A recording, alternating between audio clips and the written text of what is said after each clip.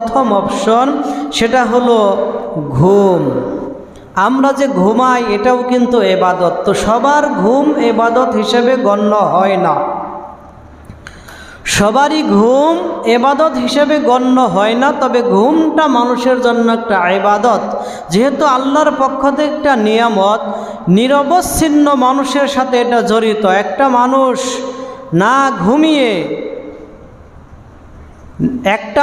না ঘুমিয়ে সে অনবরত এভাবে চলতে পারে না। তার নির্দিষ্ট সময়ের পরে ঘুমের প্রয়োজন। সারাদিন পরিশ্রম করে সে রাত্রিতে যখন ঘুমায়, তার সারাদিনের পরিশ্রমের ক্লান্তি দূর হয়, নতুন করে আরেকটা দিনের উদ্দীপনা নিয়ে, শক্তি নিয়ে সে আবার জাগ্রত হয়। অর্থাৎ এটা ঘুম মানুষের জীবনে এমন একটা গুরুত্বপূর্ণ বিষয়, এমন একটা কাজ এই ঘুমটা মানুষের জীবনে, যে কেউ যদি ঘুমায়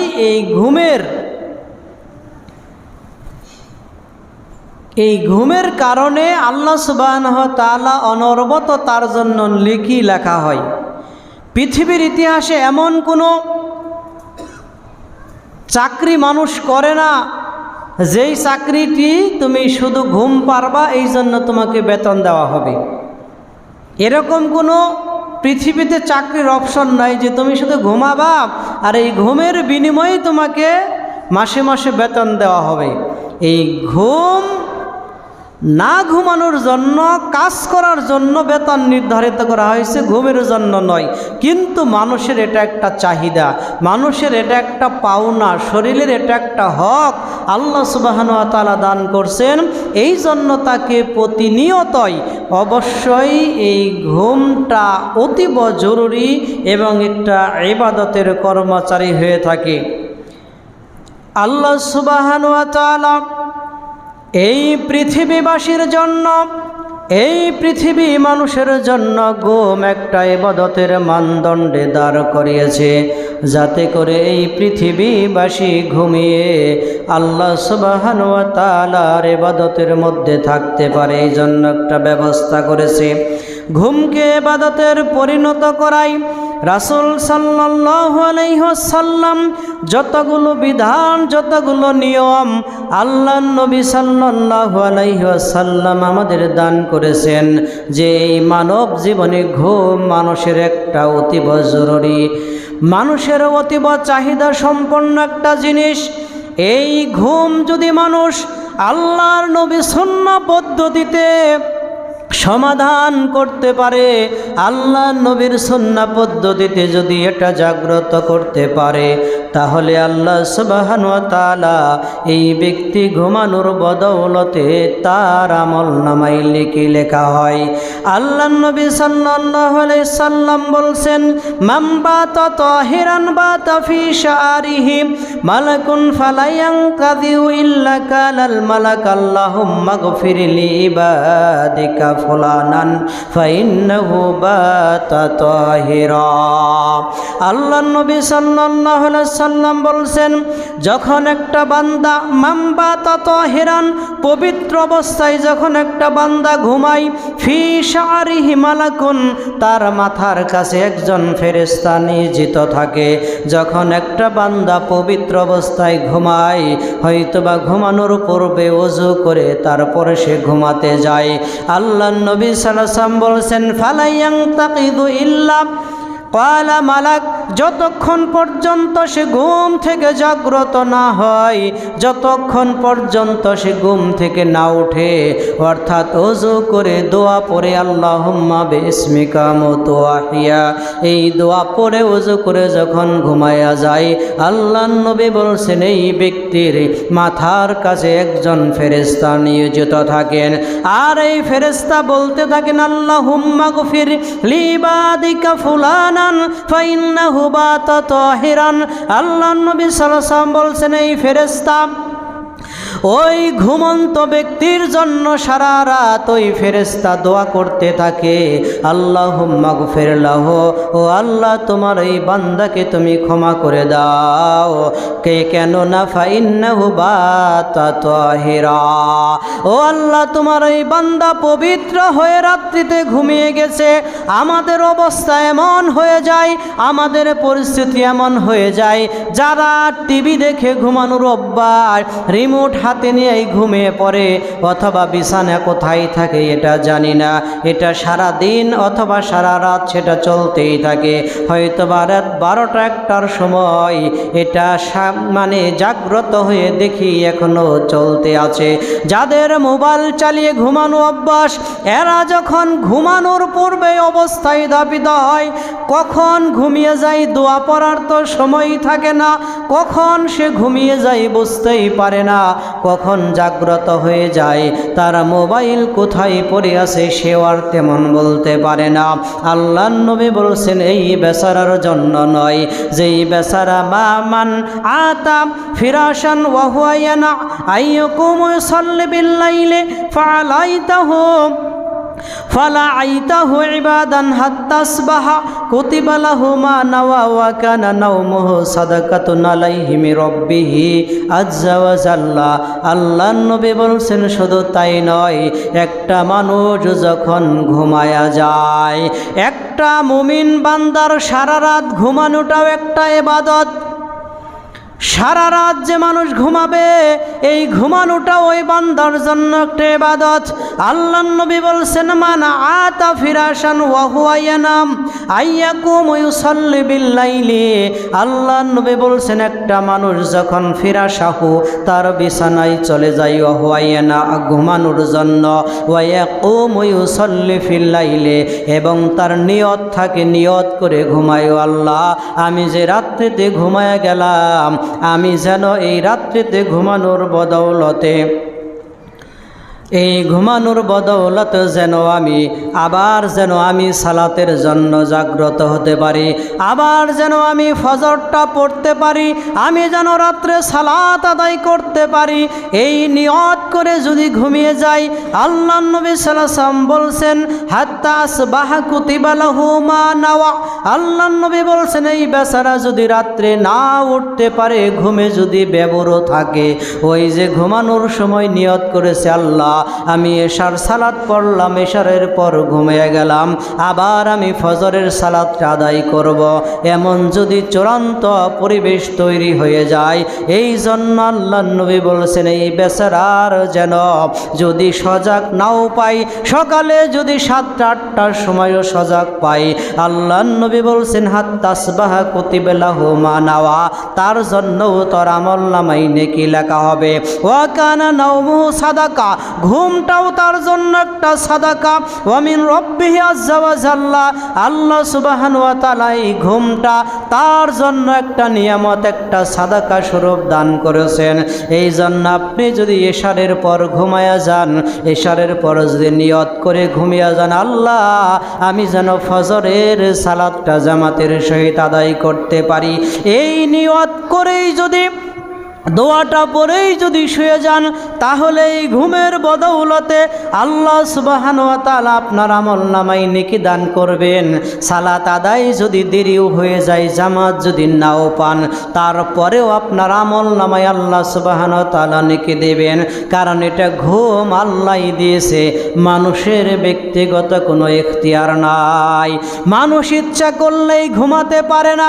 কত মানুষ ঘুম আসে না, ঔষধ খেয়েও ঘুম আসতে পারে না, কত মানুষের কত যন্ত্রণা, কত মানুষ এমনিতেই রাস্তার পারে বসে বিভিন্ন জায়গায় শুইলেই ঘুম আসে। অনেক মানুষকে দেখবেন বললে ভাই না আমার তো ঘুমই আসে না, রাতের অর্ধেক রাত পর্যন্ত চলে যায়, ঘুম পাড়তে পারি না। অনেক মানুষকে দেখবেন ঘুম আসে না তো দূরের কথা, কোনো রকম বিছানায় যাওয়া মাত্রই ঘুম চলে আসে। আল্লাহ নবী সাল্লাল্লাহু আলাইহি ওয়াসাল্লাম বলছেন এই ঘুমটা মানুষের জন্য একটা শক্তি শক্তি সঞ্চয় করে। এই ঘুমটা মানুষের একটা শক্তি সঞ্চয় করে। লাগাতার একাধারে কেউ যদি নির্ঘুমভাবে তার জীবন কাটায়, সে জীবন কাটাতে পারবে না। সে একদিন হোঁচট খেয়ে পড়ে যাবে, তার জীবন বিসর্জন হয়ে যাবে। নির্ঘুম তার জীবন কখনো কাটবে না। আল্লাহ নবী সাল্লাল্লাহু আলাইহি ওয়াসাল্লাম বলছেন, ওয়াম্মা নাইম হযরত আবুল মুসা আশআরী রাদিয়াল্লাহু তাআলা আনহুকে মুআয ইবনে জাবাল রাদিয়াল্লাহু তাআলা আনহু ইয়ামানে এক সফরে আবু মুসা আশআরী রাদিয়াল্লাহু তাআলা আনহুকে জিজ্ঞেস করলেন যে আপনি কিভাবে কোরআন তেলাওয়াত করেন। আবু মুসা আশআরী রাদিয়াল্লাহু তাআলা উত্তরে বললেন, আম্মা আনা কাইনুম আম্মা আনা ফানাইমুন আকুমু ফাহতাসিবু নাওমাতি কামা ইহতাসিবু কাওমাতি। তিনি বলছেন আমি রাতের প্রথম দিকে ঘুমিয়ে পড়ি, তারপর শেষ ভাগে উঠে দাঁড়ায়া যাই এবং কোরআন তেলাওয়াত করি। আল্লাহর নবী সাল্লাল্লাহু আলাইহি ওয়াসাল্লামের আমল ছিল। আল্লাহর নবী বলছেন এশারের পর যেন মানুষ অপ্রয়োজনে সময় না কাটায়। ছাদে আমাদের নামাজ পড়ার পরিবেশ নাই, কেউ ছাদে যায়েন না। পোলাপান যারা আছে তাদেরকে যাইতে দিন না। সর্বোচ্চ ওই মহিলার যে অংশটা আছে ওই পাশে হয়তো বা 2-3টা কাতার পড়তে পারবেন, তাও কোনো বাচ্চা যাতে না যায়। যারা বড় মানুষ তারাই যাওয়ার চেষ্টা করেন। অথবা আমাদের ওই টিন শিটের যে জায়গাটা ওইটা খোলা আছে, ফাঁকা আছে, ওইখানে আরও 4টা কাতার করতে পারবেন, বা ওই পাশে যেখানে পারেন সেখানে পড়েন। হয়তো বা আরও 1-2 সপ্তাহ সময় লাগবে পুরোটা কমপ্লিট হইতে। তারপরে হয়তো বা আমাদের জায়গার ব্যবস্থা যতটুকুই হোক অন্তত একটু বেশি হবে। তো আল্লাহ নবী সাল্লাল্লাহু আলাইহি সাল্লাম প্রতিনিয়ত এটা তিনি বলছেন যে এশারের পরে মাগরিবের পরে ঘুমানোকে অপছন্দ করেছেন, এশারের পরে জেগে থাকা অপছন্দ করেছেন। আমাদের অনেক মানুষ আছে যে এশারের পর থেকে 10টা 12টা 1টা মানে কোনো কাজ নাই। মানুষে যারা কর্ম করে খায়, যারা চাকরি করে, যাদের নাইট ডিউটি থাকে, তারা বাধ্য হয়ে সারা রাত জাগতে হয়। যেই মানুষগুলোর কাজ নাই অথবা অহেতুক দোকানে বিভিন্ন জায়গায় বসে আড্ডা দেয়, তো আল্লাহ নবী সাল্লাল্লাহু আলাইহি সাল্লামের আমল থেকে এটা মানে প্রমাণ করেছে তিনি প্রতিনিয়ত তাহাজ্জুদের সালাত কেমনে পড়তেন। একটা মানুষের প্রতিদিন কেমনে সম্ভব সে রাত্রের তৃতীয় অংশে পুরা অংশটা সালাত আদায় করতেন, দোয়া করতেন। মানে এটা একটা মানুষের পক্ষে কেমনে সম্ভব? তখন এটা নিয়ে গবেষণা করেছে, বিজ্ঞান প্রমাণ করেছে এটা সম্ভব। এশারের পর থেকে নিয়ে রাত 12টা পর্যন্ত কেউ যদি ঘুমায়, তার সারা রাত্রের বেশি অংশ 12টার পরে কেউ যদি ঘুমায়, সে যদি সকাল 8টা পর্যন্ত ঘুম পারে, তার ঘুমের পরিতৃপ্ত হবে না। ঘুম পেরে যে একটা শান্তি, এই শান্তি তার হবে না। শরীর মনে হয় যে অসুস্থ থাকবে, শরীরে মনে হয় যে শান্তি পায় নাই। আর এটা যদি আপনি এশারের পর থেকে নিয়ে রাত 12টা 12:30 পর্যন্ত ঘুমান, তাহলে এই ঘুমটা আপনার রাত্রের 3 ভাগের 1 মানে রাত্রের 3 ভাগের 2 ভাগ ঘুম আপনার এই অংশেই হয়ে যাবে। আগের রাত্রি ঘুমালে পরের রাত্রি যদি নাও ঘুমান একটা মানুষের সমস্যা হবে না। প্রতিনিয়ত যদি 12টা 1টায় ঘুমান, শরীরে ক্লান্তি দূর হবে না, চোখ থেকে ঘুম সরবে না, শরীরের দুর্বলতা কাটবে না। এই জন্য আল্লাহ নবী সাল্লাল্লাহু আলাইহি ওয়াসাল্লাম বলছেন এশারের পর মানুষ প্রয়োজন ছাড়া কোনো কথা বলবে না, প্রয়োজন ছাড়া কোনো অহেতুক সময় নষ্ট করবে না। কারণ তাকে ঘুম পাড়তে হবে, আবার ফজরে উঠতে হবে, ফজরের সালাত আদায় করতে হবে। তো এই ঘুম মানুষের শক্তি যোগায়, ঘুম মানুষের ক্লান্তি দূর করে, এবং এই ক্লান্তি দূর করার জন্য মানুষ এই শক্তি যোগায়। কেউ যদি সারাদিন যত পরিশ্রমী করেন, রাত্রি যদি একটু শান্তিভাবে ঘুমাতে পারেন, পরের দিন এই পরিশ্রম কষ্টের কথা তেমন মনে থাকে না। এই শরীরের ক্লান্তিটা দূর করে আবার নতুন করে শক্তি সঞ্চয় হয়। এই জন্য আল্লাহ নবী সাল্লাল্লাহু আলাইহি ওয়াসাল্লাম বলছেন একটা মানুষ ঘুমাবে কথা তো বলবেই। এই জন্য ঘুম থেকে ওঠার পরে আল্লাহ নবী সাল্লাল্লাহু আলাইহি সাল্লাম বলছেন, আলহামদুলিল্লাহিল্লাযী আহইয়ানা বাদা মা আমাতানা ওয়া ইলাইহিন নুশুর। একটা মানুষ রাত্রিতে যখন ঘুমায়া যায় আল্লাহর কাছেই তো বলেই নিলাম আল্লাহ, আল্লাহুম্মা বিইসমিকা আমুতু ওয়া আহইয়া। আল্লাহর কাছে তো বললাম আল্লাহ তোমার নামেই তো আমি মারা গেলাম, তোমার নামে তুমি। আমরা যখন ঘুমে চলে যাই দিন দুনিয়ার কোনো খবর থাকে না, এভাবেই যদি মালাকুল মাউত জানটা কবজা করে নিয়ে যায় তাহলে আমাদের তো আর কিছুই করার থাকবে না, আমাদের দুনিয়া শেষ। এই জন্য একটা মানুষ সকালে যখন জাগ্রত হবে, আল্লাহর নবী এই জন্য দোয়া শিক্ষা দিলেন। ওই বাচ্চাটা ধরে নে, তার ধরে টানাটানি করতেছি, ওইটা তার অনেক নিক আছে, কারেন্ট আছে। আল্লাহর নবী সাল্লাল্লাহু আলাইহি সাল্লাম বলছেন যে প্রত্যেকটা মানুষকে এই জন্য সারা রাত্রি পরে যখন জাগ্রত হলো, জাগ্রত হওয়ার ফলে এই ব্যক্তি আল্লাহর কাছে বলবে আলহামদুলিল্লাহিল্লাযী, আল্লাহ তোমার প্রশংসা, আলহামদুলিল্লাহিল্লাযী আহইয়ানা, তুমি আমাকে জীবিত করেছো, বাদা মা আমাতানা, আমি তো মরেই গিয়েছিলাম, মরা থেকে আমার জীবন দিয়েছ, ওয়া ইলাইহিন নুশুর, আবার তোমার কাছে আমি ফেরত যাব। ও আল্লাহ এই জন্য তোমার প্রশংসা করি, যদি তুমি জীবন না দিতা, যদি তুমি ফেরত না দিতা, আমার শরীরে যদি প্রাণের সঞ্চয় না হতো তাহলে আমি তো আর ফিরে আসতে পারতাম না। এই জন্যই তোমার প্রশংসা, এই জন্যই তোমার শুকরিয়া আদায় করি। তো এই ঘুমটা মানুষের ইবাদতে পরিণত হয়। যে কোনো সময় যদি এই পদ্ধতিতে ঘুমান তাহলে এই সারা রাত্রি ঘুমটা আপনার আমল নামায় ইবাদতের সঞ্চয় হবে। আল্লাহ নবী সাল্লাল্লাহু আলাইহি ওয়াসাল্লাম বলছেন খানা পিনা করাও মানুষের একটা ইবাদত। আমরা যার যতটুকু জায়গা লাগবে অতটুকু নিয়ে বসি, কারণ পরবর্তীতে যারা বাহিরে আছে তারা যেন এই যতটুকু নামাজের জায়গা নাকি এতটুকু নিয়ে বসেন, তাহলে পর যারা আসবে তারা অন্তত জায়গাটা পাবে। যেহেতু দীর্ঘদিন কষ্ট করছেন তো হয়তোবা আর খুব বেশি দিন কষ্ট করতে হবে না, তো হয়তোবা অচিরেই হয়ে যাবে বাকি কাজগুলো। তো এই জন্য আমরা আরও হয়তোবা আর একটা দুইটা সপ্তাহ একটু কষ্ট করি, বা যার যতটুকু জায়গা লাগে অতটুকু নিয়ে দাঁড়ান, বাকি অংশটা হয়তোবা আমরা পরবর্তীতে। আর ওই পাশে টিন শেডের অংশটা খালি আছে, যারা বাহিরে আছেন আমাদের ওইখানে নামাজের মোটামুটি পরিবেশ আছে, চট ত্রিফল সবই আছে বিছানোই, সেখানে আপনারা অন্তত সালাত পড়তে পারেন সেখানে যে। তো আল্লাহ নবী সাল্লাল্লাহু আলাইহি ওয়াসাল্লাম বলছেন মানুষের খানাপিনা, এই যে মানুষ খায়, এই যে খাবারটা খায়, এই খাবারটা মানুষের জন্য একটা ইবাদত। খাবারটা মানুষের জন্য একটা ইবাদত। এই খাবারের বদৌলতে আল্লাহ সুবহানাহু ওয়া তাআলা এই মানুষকে নেকি দান করতে থাকেন। আল্লাহ নবী সাল্লাল্লাহু আলাইহি ওয়াসাল্লাম মুসলিমু ইউজারু ফি কুল্লি শাইইন হাত্তা ফিল লুকমাতি ইরফাউহা ফি ইলা ফিহি। আল্লাহ নবী সাল্লাল্লাহু আলাইহি ওয়াসাল্লাম বলছেন কোন মুসলিম ব্যক্তি কাজের মাধ্যমে প্রতিদান দেওয়া হয়, এমন কি হাত্তা ফি লুকমাত, এমন কি যে খাবারটা খায়, খাবারটা উঠায়া খায়, লুকমাটা দেয়, এর জন্যও তার আমলনামায় নেকি লেখা হয়।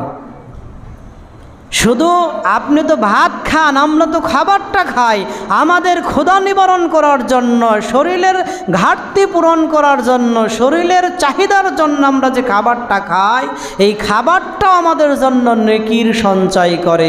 আমরা এই খাবারটা যদি বিসমিল্লাহ বলে খাই, আমাদের এই খাবারটা আমাদের জন্য আল্লাহ সুবহানাহু ওয়া তাআলা একটা সাদাকার ব্যবস্থা করেছেন। আল্লাহ সুবহানাহু ওয়া তাআলা এই পদ্ধতি দান করেছেন। আল্লাহ নবী সাল্লাল্লাহু আলাইহি ওয়াসাল্লাম বলছেন মানুষের এই প্রত্যেকটা কাজ উদ্দেশ্যই মানুষের নেকিতে পরিণত করে। আল্লাহ নবী সাল্লাল্লাহু আলাইহি ওয়াসাল্লাম বলছেন এই খাবারটা মানুষ যখন খায়, বিসমিল্লাহ বলে খাবারটা খাবে, প্রতিটা লুকমার বদৌলতে আল্লাহ সুবহানাহু ওয়া তাআলা তার জন্য নেকি লেখেন এবং তাকে সাদকা করার ফজিলত দান করেন।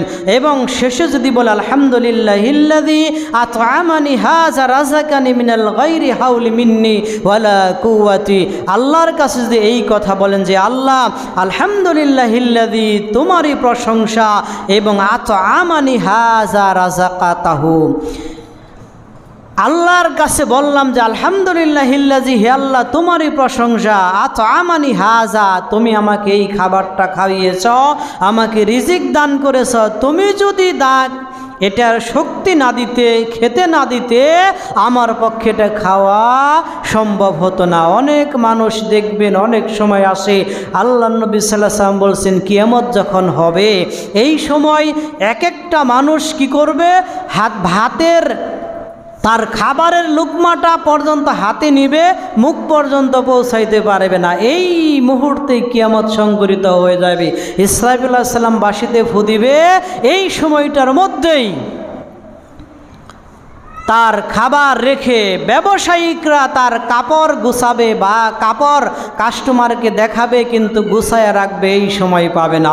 অর্থাৎ এতটা সূক্ষ্ম পর্যায়ে আল্লাহ নবী সাল্লাল্লাহু আলাইহি ওয়াসাল্লাম বলছেন। তো এই খাবারটা খাওয়ার এই জন্য প্রশংসা যে আমার তো সাধ্য ছিল না, আমার তো ক্ষমতা ছিল না, আমি তো খেতে পারতাম না, তুমি আমাকে খাওয়ার তৌফিক দিয়েছো তাই খেয়েছি। অনেক মানুষ খাবারে হাত দিয়েই প্লেটে খাবার থেকেই যায়, মালাকুল মাউত জান কবজ করে নিয়ে যায়, তার খাবারের ভাগ্য হয় না। অনেক মানুষ খাবারটা নিবে হাতে খাবে, এই ভাগ্যটা তার হয় না। এটা এক একজনের এক এক পরিস্থিতি। যতদিন পৃথিবীতে থাকবে ততদিন তার এই থাকাটা, ততদিন তার এই সময়টা আল্লাহ সুবহানাহু ওয়া তাআলা যেহেতু নির্ধারণ করে দিয়েছেন, অতএব আমাদের কিছুই করার থাকে না। তবে এই কাজগুলো আমাদের ইবাদতে পরিণত করার এই মাধ্যমগুলো আমাদের ব্যবহার করতে হবে। এই কাজগুলো আমরা করতে পারি। এমনকি আল্লাহ নবী সাল্লাল্লাহু আলাইহি ওয়াসাল্লাম বলছেন, আমরা যে পরিবারের জন্য খাবারের যোগানটা দিই, আমরা যে খাবারের ব্যবস্থা করি, সারা দিন রাত পরিশ্রম করে অনেক মানুষ পরিবারের জন্য খাবার যোগায়, বাসস্থানের ব্যবস্থা করে, চিকিৎসা যোগায়, কত কিছুই না করে। আল্লাহ নবী সাল্লাল্লাহু আলাইহি ওয়াসাল্লাম বলছেন, একটা মানুষের এই প্রতিটা কাজ তার পরিবারের জন্য ব্যয় করলে কি হবে, এটাও তার আমলনামায় আল্লাহ সাদকা হিসেবে কবুল করে দেন। আল্লাহ নবী সাল্লাল্লাহু আলাইহি ওয়াসাল্লাম বলছেন, ইন্না মুসলিমি জান ফাকালা নাফাকাতান ওয়া হুয়া ইয়াহতাসিবুহা কানাত লাহু সাদাকা। আল্লাহ নবী সাল্লাল্লাহু আলাইহি ওয়াসাল্লাম বলছেন, ইন্নাল মুসলিম, যখন কোনো মুসলিম বান্দাই জান ফাকালা হালি নাফকাতান, যখন তার পরিবারের জন্য ব্যয় করে, আল্লাহ নবী বলছেন ওয়া হুয়া ইয়াহতাসিবুহা, স্বাচ্ছন্দ্যে খুশি মনে পরিবারের জন্য ব্যয় করে, এটা নেকির আশায় আল্লাহর সন্তুষ্টি অর্জনের জন্য, কানাত লাহু সাদাকা। আল্লাহ নবী বলছেন এই ব্যক্তির জন্য পরিবারের জন্য ব্যয় করে, এটাও সাদাকা হবে। আমরা মনে করি দান করলাম এটাও একটা সাদাকা, হ্যাঁ এটাও সাদাকা। কাউকে কিছু দিলাম এটাও সাদাকা, কোনো জায়গায় দান করলাম এটাও সাদাকা। কিন্তু পরিবারের ভরণ পোষণের দায়িত্ব পালন করা, এটাও প্রত্যেকটা মানুষের জন্য আল্লাহর কাছে সাদকার নেকি লেখা হয়। প্রত্যেকটা মানুষের জন্য সাদকা লেখা হয়। আল্লাহ নবী সাল্লাল্লাহু আলাইহি ওয়াসাল্লাম বলছেন, ইন্না সাদাকাতুম মিন মালিন সাদাকা ওয়া ইন্না নাফখাতুন আলা সাদাকা ওয়া ইম্মান তাকুলু ইমরাতা মিনাল মালি সাদাকা। আল্লাহ নবী বলছেন, তুমি যদি কিছু দান করো এটাও সাদাকা, ওয়া ইন্না ফাখাতান আলা ইয়ালিকা, তোমার পরিবারের জন্য যদি ব্যয় করো এটাও তোমার জন্য সাদাকা, ওয়া ইন্না মা তাকুলু ইমরাতাকা মিন মালিন সাদাকা, তোমার স্ত্রীর খাবারের যোগান দাও ও বান্দা, এটাও তোমার জন্য একটা সাদকায় রূপান্তরিত হয়, এটাও তোমার জন্য নেকি লেখা হয়। তুমি মনে করো তুমি তোমার এটা দায়িত্ব, শুধু দায়িত্ব নয়, দায়িত্ব তো আছেই, ভরণ পোষণের দায়িত্ব, দায়িত্ব পালনের মাধ্যমে তো নেকি হবে। কিন্তু আল্লাহ সুবহানাহু ওয়া তাআলা এই প্রতিটা মানুষের জন্য সাদকায় রূপান্তরিত করেন। আল্লাহ নবী সাল্লাল্লাহু আলাইহি ওয়াসাল্লাম বলছেন, সাদকা, মানুষের সাদকা, মানুষের দান মানুষের এতটা উপকারে আসে। হযরতে আবু তালহা রাদিয়াল্লাহু তাআলা আনহুর এক কর্মকাণ্ড দেখে, এক সাদকা দেখে আল্লাহর আরশ পর্যন্ত খুশি হয়েছিল।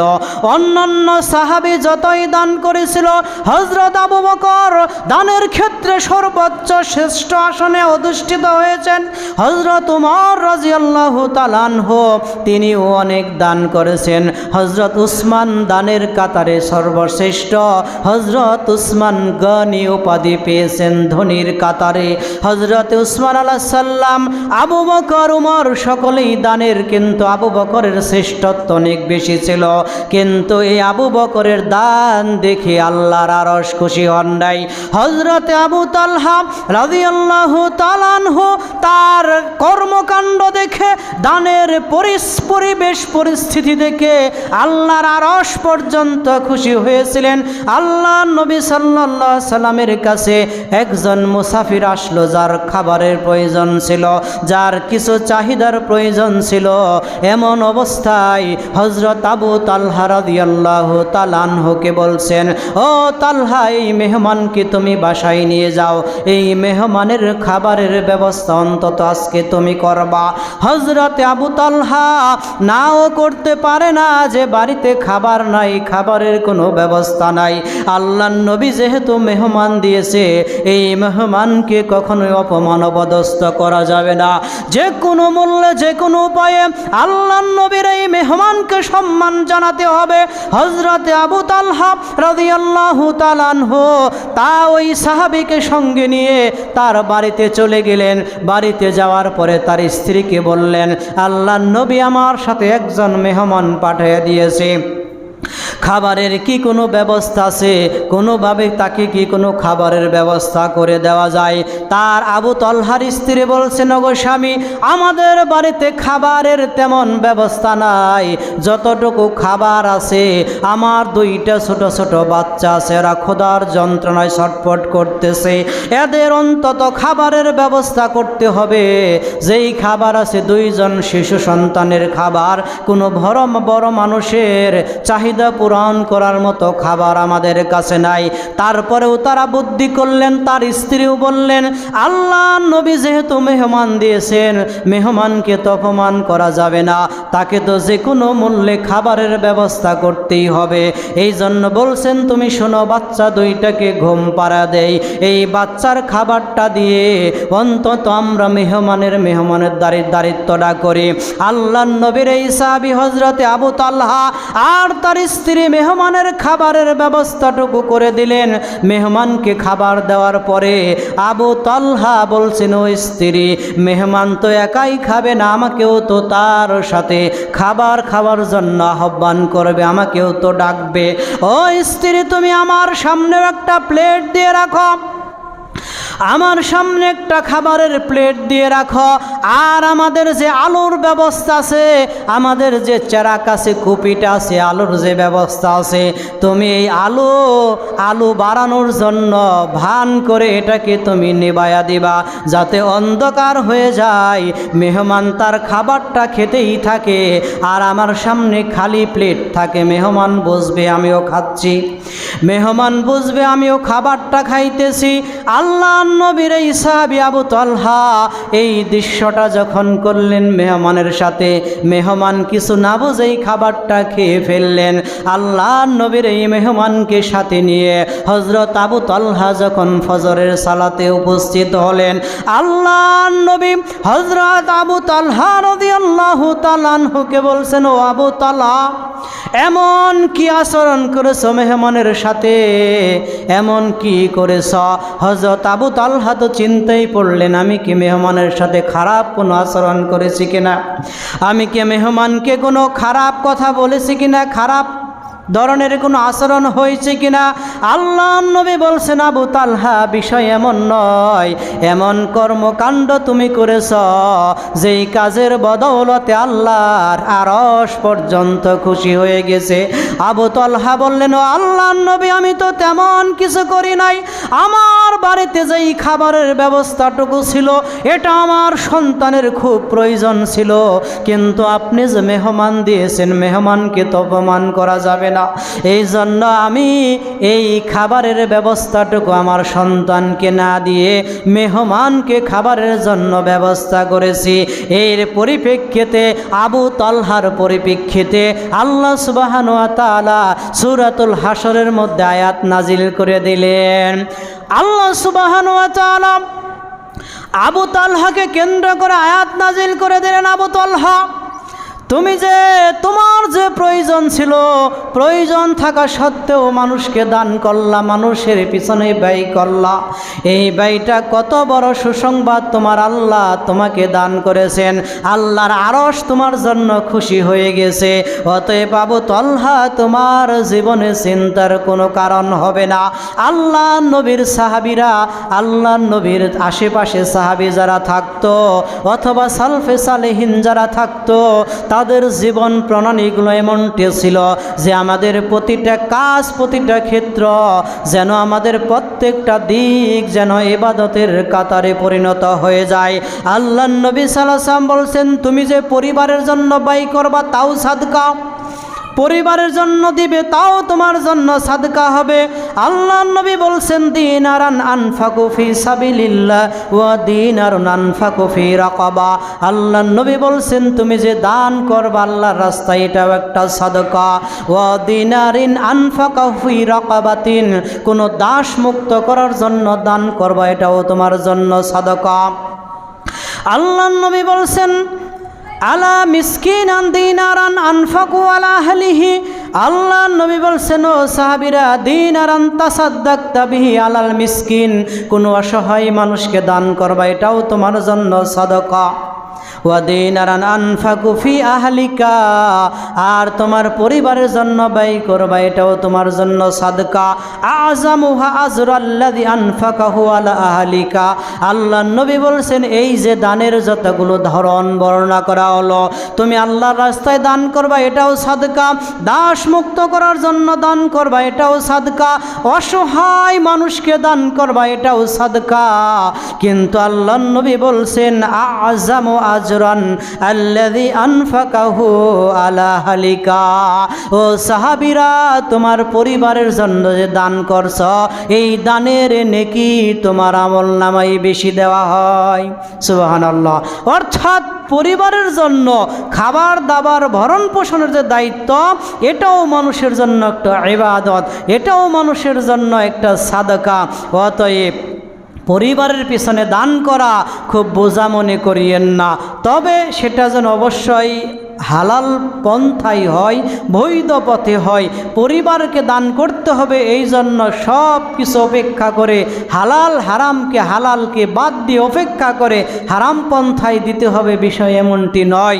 আল্লাহ নবী সাল্লাল্লাহু আলাইহি ওয়াসাল্লাম বলছে, সাদকা হয়, দান হয়, সবচেয়ে বেশি নেকি পাওয়া যায় পরিবারের চাহিদা পূরণ করা, পরিবারের উপরে ব্যয় করা, পরিবারের ভরণ পোষণ করা।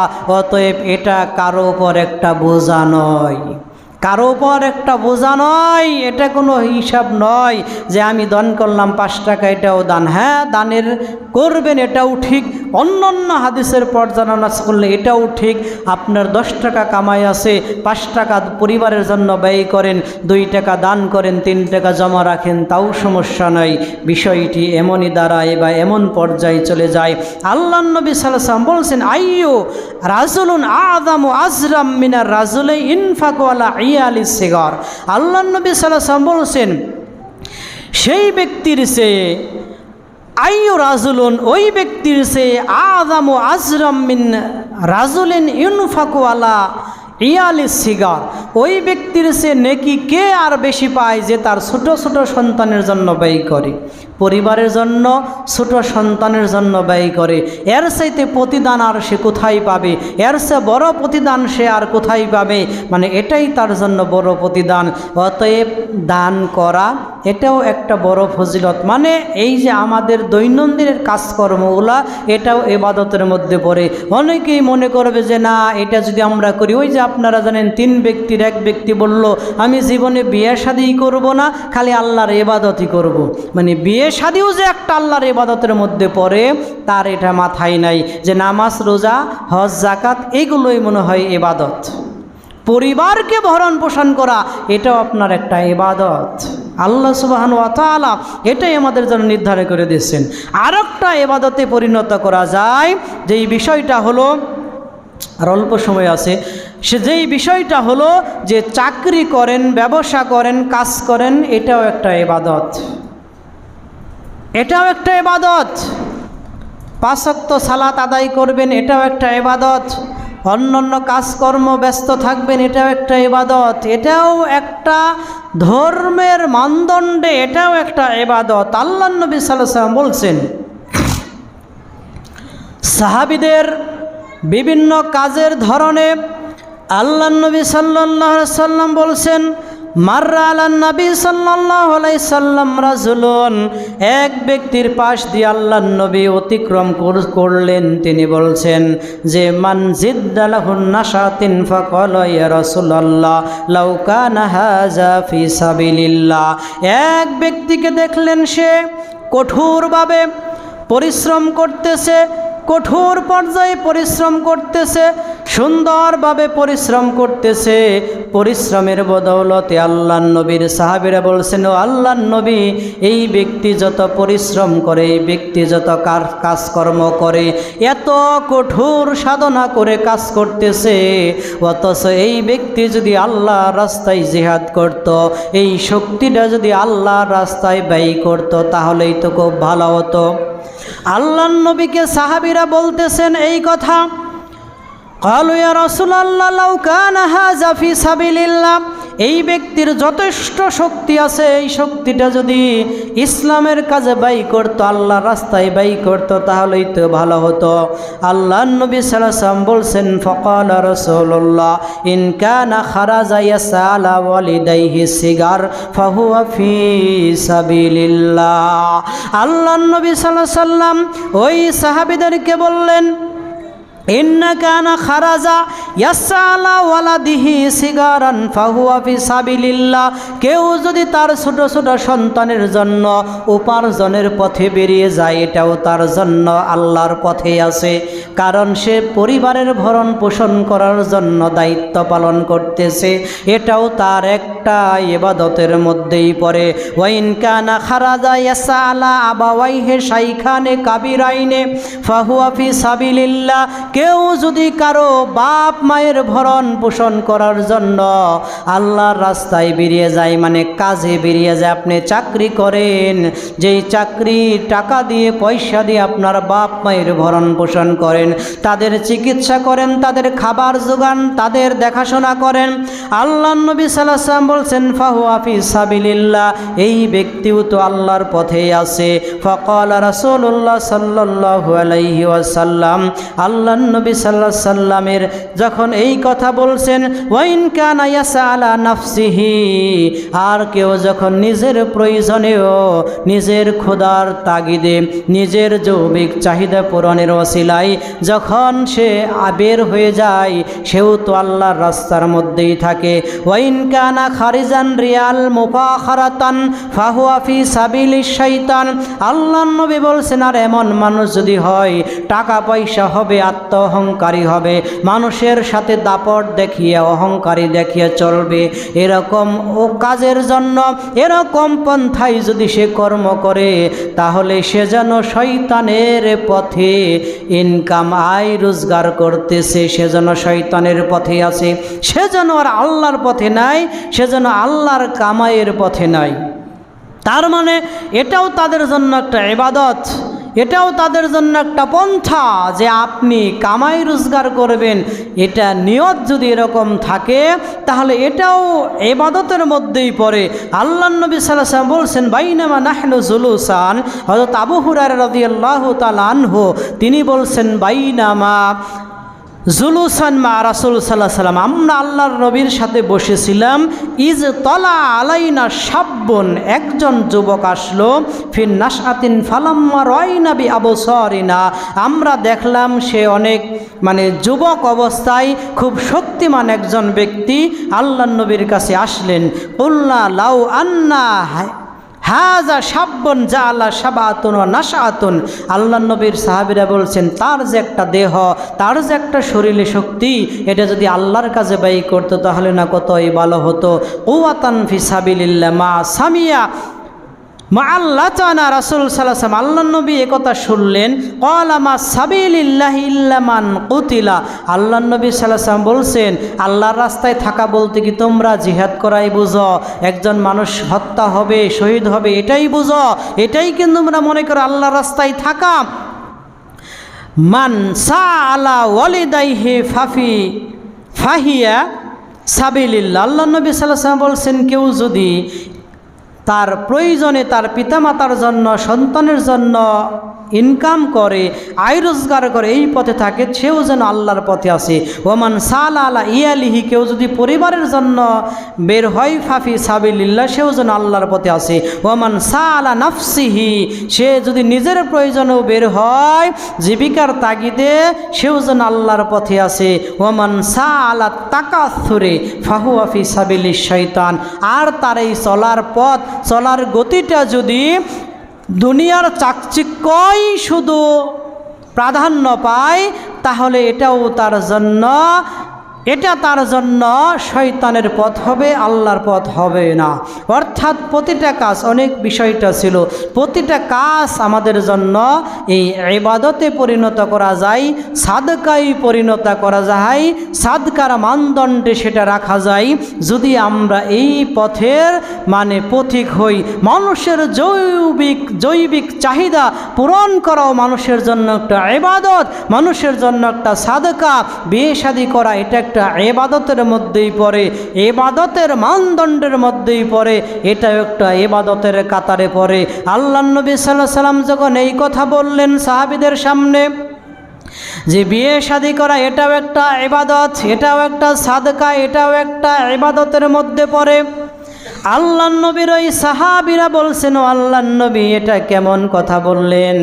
আতানি আহাদুনা শাহওয়াতুন ওয়া ইয়াকুনু লাহু ফাহিয়া আজরুন, ও আল্লাহর নবী এটা কেমনে সম্ভব? মানুষ তো বিয়ে শাদী করে, এটা মানুষের প্রয়োজন মনে করে, এটা মানুষের জীবনের একটা সঙ্গী মনে করে, মানুষের আনন্দ উল্লাসের একটা ব্যবস্থা মানুষ এটা মনে করে, এই জন্যই তো মানুষ বিয়ে শাদী করে। এর জন্য আবার নেকি হবে কেন? এই পন্থে আবার নেকি কিভাবে হবে? আল্লাহর নবী এটা কি বললেন? আল্লাহর নবী সাল্লাল্লাহু আলাইহি ওয়াসাল্লাম বলছেন রাআইতুম লাওয়াদাহা ফিল হারাম কানা আলাইহি ফিহা বিজরা। আল্লাহর নবী সাল্লাল্লাহু আলাইহি ওয়াসাল্লাম বলছেন ও সাহাবীরা, তুমি যদি বিয়ে শাদী না করে এটা অন্য কোনো মহিলার সাথে আচরণটা করতা তাহলে কি গুনাহ হতো না? এটা কি হারাম কাজের মধ্যে পড়তো না? সাহাবীরা বলছেন ও আল্লাহর নবী অবশ্যই এটা হারাম কাজে পড়ত। এই কাজ যদি অন্য জায়গায় যে করা হতো তাহলে তো গুনাহ হতো, হারাম হতো, আল্লাহ তো আমাদের গুনাহ দিতেন, আমাদের তো নেকি হতো না। আল্লাহর নবী সাল্লাল্লাহু আলাইহি ওয়াসাল্লাম বলছেন ফাকাযালিকা ইযা ওয়াজাহা ফিল হালালি কানা লাহু আজরুন, হারাম পন্থায় যদি এই আচরণ হয় সেটা যদি গুনার কারণ হয়, আর হালাল পন্থায় হলে সেটা কেন নেকি হবে না? হারাম পন্থায় হলে যদি গুনাহ হয়, হালাল পন্থায় কেন নেকি হবে না? এই জন্য আল্লাহর নবী সাল্লাল্লাহু আলাইহি ওয়াসাল্লাম বলছেন এটা তোমার জন্য নেকির কারণ।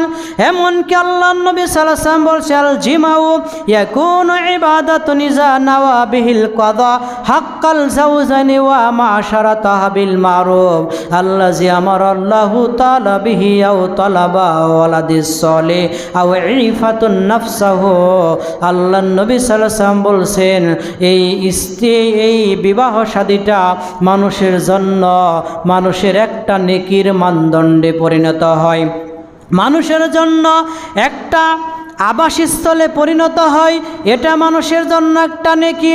আর একটা কাজ, আর 2-1 মিনিটেই শেষ করে দিব। আল্লাহর নবী সাল্লাল্লাহু আলাইহি ওয়াসাল্লাম বলছেন এই যে আমরা যে পোশাক পরি, এই পোশাকটাও মানুষের একটা নেকির কারণ, একটা ইবাদতের কারণ। একটা মানুষ পোশাক না পরে যদি উলঙ্গ থাকে, এই মানুষটা হারাম কাজের সাথে লিপ্ত হয়, তাহলে পোশাক পরলে কেন হালাল হবে না? উলঙ্গ হয়ে নির্লজ্জর মতো থাকাটা যদি বেহায়াপনা হয়, এটা যদি মানুষের গুনার কারণ হয়, তাহলে কেন মানুষের জন্য এটা নেকির কারণ হবে না? আল্লাহ নবী সাল্লাল্লাহু আলাইহি ওয়াসাল্লাম বলছেন এই পোশাক পরাটাও মানুষের জন্য একটা ইবাদত। এটা যদি আমরা সাধ্যমতো পরি, সুন্দর মতো করি, তাহলেই হবে। আল্লাহ নবী বলছেন আলহামদুলিল্লাহিল্লাযী কাসানি হাযা সাওয়াব ওয়া রাযাকি মিন গায়রি হাউল মিন্নি ওয়ালা কুওয়াতি। আল্লাহ নবী সাল্লাল্লাহু আলাইহি ওয়াসাল্লাম বলছেন, রাসূল সাহেব বলছেন, যে ব্যক্তি কাপড় পরিধান করার সময় এই দোয়াটি পড়বে, আল্লাহ সুবহানাহু ওয়া তাআলা তার যত ছোট ছোট গুনাহ আছে, সাগিরা গুনাহ আছে, তার এই কাপড় পরা, লুঙ্গি পরা, শার্ট পরা, পাঞ্জাবি পরা, প্যান্ট পরা, এটার বদৌলতে আল্লাহ তার আমল নামায় ছোট ছোট সাগিরা গুনাহগুলোকে আল্লাহ সুবহানাহু ওয়া তাআলা মাফ করে দেন। এমনকি এই ব্যক্তি যখন এই কথা বলে, তার গুনাহগুলোকে মাফ করে দেওয়া হয়। ও মিন রাজা ওয়া রাযাকা ফিহি গায়রি হাউলি মিন্নি ওয়ালা কুওয়াতা। আল্লাহর কাছে বলে, আল্লাহ তোমার প্রশংসা, আমার কাপড় জোগাড় করার মতো ব্যবস্থা ছিল না, তুমি যদি আমাকে ক্ষমতা না দিতা, এটা আমার দ্বারা কখনো সম্ভব হতো না। ও আল্লাহ, তুমি ব্যবস্থা দিয়েছ, আমি নির্লজ্জতা থেকে মুক্তি পেয়েছি, আমি সেখান থেকে রেহাই পেয়েছি। ও আল্লাহ, তুমি এখান থেকে রেহাই পাওয়ার বদৌলতে তোমার শুকরিয়া আদায় করি। এই জন্য আল্লাহ সুবহানাহু ওয়া তাআলা তার গুনাহ মাফ করেন এবং তার আমল নামায় নেকি দান করেন। যত ছোট ছোট গুনাহ আছে, অর্থাৎ বান্দার প্রতিটা কাজ, প্রতিটা কর্ম ইবাদতে পরিণত করা সম্ভব যদি বান্দা একটু রাসূলের সুন্নাহ অনুসরণ করে, একটু যদি এই পন্থাটা অবলম্বন করে, তাহলে এটা সম্ভব। খুব কঠিন কিছু নয়। আপনি চাকরি করবেন, করতে পারেন, ওই যে আপনি সারা রাত ঘুমিয়ে থাকবেন, ঘুমটা যদি আপনার ইবাদত হয়, এর চাইতে আর আরামের কি আছে? আপনার ঘুমটা যদি ইবাদত হয়, এর চাইতে আরামের আর কি আছে? আর আরাম কেমনে করবেন? তবে এশারের সালাত পড়তে হবে, এশারের সালাত পড়ে দোয়া পড়ে ঘুমিয়ে যাবেন, ফজরের সালাত পড়বেন, এটার নিয়ত থাকতে হবে। এই জন্য হয় আপনার আমল নামায় নেকি লেখা হবে, ঘুম পেরেও আপনি ফজিলত পাবেন। আর যদি রাত্রি 12টা-1টা পর্যন্ত বিভিন্ন জায়গায় দোকানপাটে আড্ডা দেন আর ঘুমিয়ে পড়েন, আপনার ফজর জীবনেও হবে না। কারণ আপনি এই সময় ঘুমালে আপনার ফজর এমনি বিলীন হয়ে যায়। ফজরের ওয়াক্ত যখন শেষ হয়ে যাবে, যখন আজান হয়ে যাবে, শয়তান আরাম আয়েসে ঘুম পাড়াবে আর বলতে থাকবে আরও সময় আছে, আরও সময় আছে, ঘুম পাড়ো। যখন ফজরের ওয়াক্ত শেষ হয়ে যাবে, আপনার কানের মধ্যে পেশাব করে শয়তান পালায়া চলে যাবে, আপনি টেরও পাবেন না।